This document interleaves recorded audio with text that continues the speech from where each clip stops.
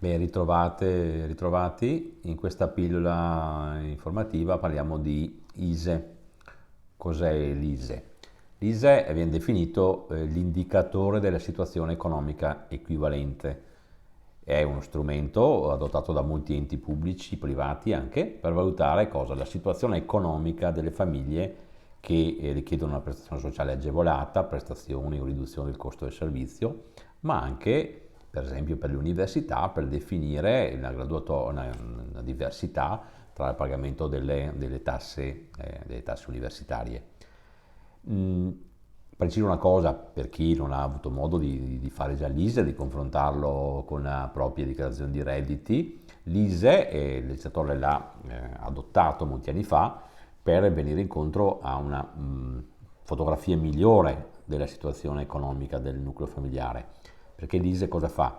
Mette insieme il reddito, il patrimonio di quel nucleo familiare, nucleo, ricordo, anagrafico, e lo divide per il numero delle persone componenti quel nucleo, quindi, e non solo, agevola quei nuclei che hanno all'interno persone con disabilità, in maniera tale, attraverso un meccanismo, si chiama scala di equivalenza, suddivide il reddito e il patrimonio in base al numero delle persone, dando un maggior peso a persone con disabilità. Di conseguenza l'ISE scende, si diminuisce e consente un accesso migliore ad eventuali benefici. Come si fa ad avere l'ISE?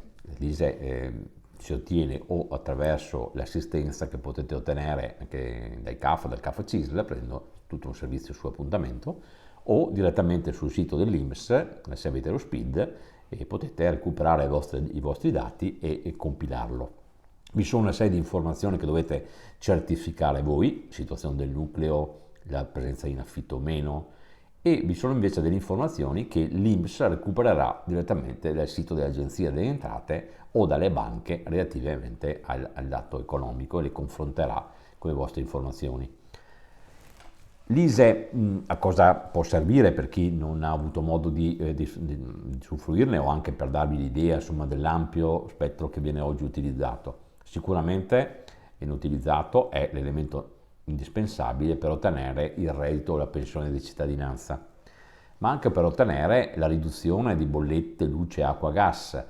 Tra l'altro dal 21 questa riduzione viene automaticamente senza fare ulteriori domande. Se presentate un ISE e avete un ISE sotto soglie che definisce, il legislatore ha definito insomma, nel corso degli anni, anche variandolo, automaticamente ottenete la riduzione della parte del gestore di cui avete l'utenza luce, acqua, gas.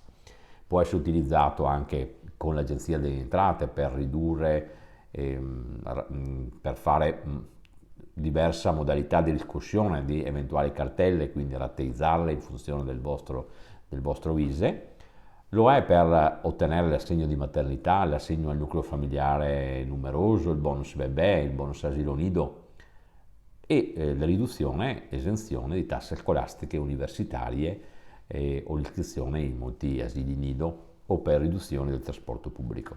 Quindi molte sono le agevolazioni, tra l'altro per coloro che non hanno mai avuto l'assegno familiare a partire dal 1° luglio, penso a persone disoccupate e quindi non lavoratori dipendenti, a partire dal 1° luglio con l'ISE possono anche attraverso poi una domanda che deve essere ancora definita ottenere anche loro l'assegno familiare e per tutti i lavoratori dipendenti che hanno diritto all'assegno familiare a partire dal 22 andrà in vigore la modifica della normativa collegata ai assegni familiari e tra le richieste che vengono effettuate è l'indicatore ISE.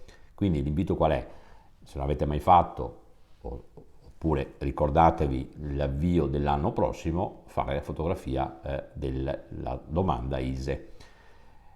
Accenno a una particolare situazione che vi può aiutare a comprendere meglio e quali anche opportunità vi può dare l'ISE, è che l'ISE oggi fotografa la situazione del vostro reddito, del vostro patrimonio a 2 anni prima. Quindi oggi, se fate l'ISE adesso, dovete dichiarare patrimonio e reddito del 2019.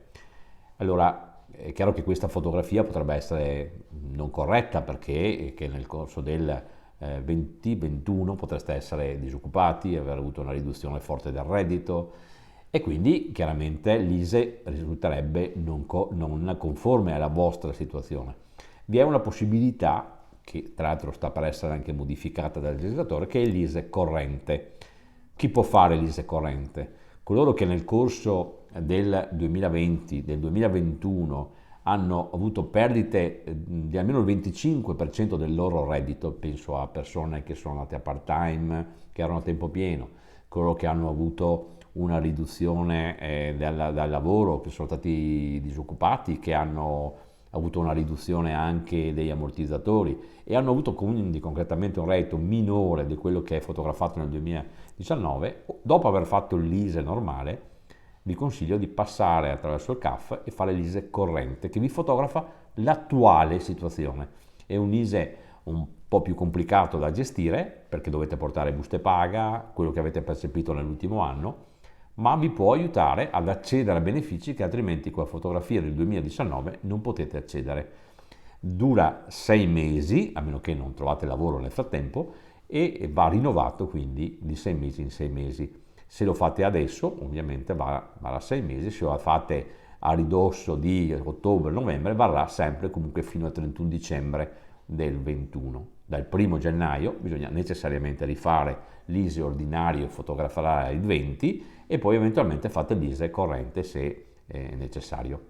Ecco, quindi l'ISEE è un'opportunità, utilizzatela, se non l'avete mai fatto fatela, perché vi consente di capire la situazione della vostra famiglia e magari ad accedere a benefici che magari non avete mai utilizzato. Grazie.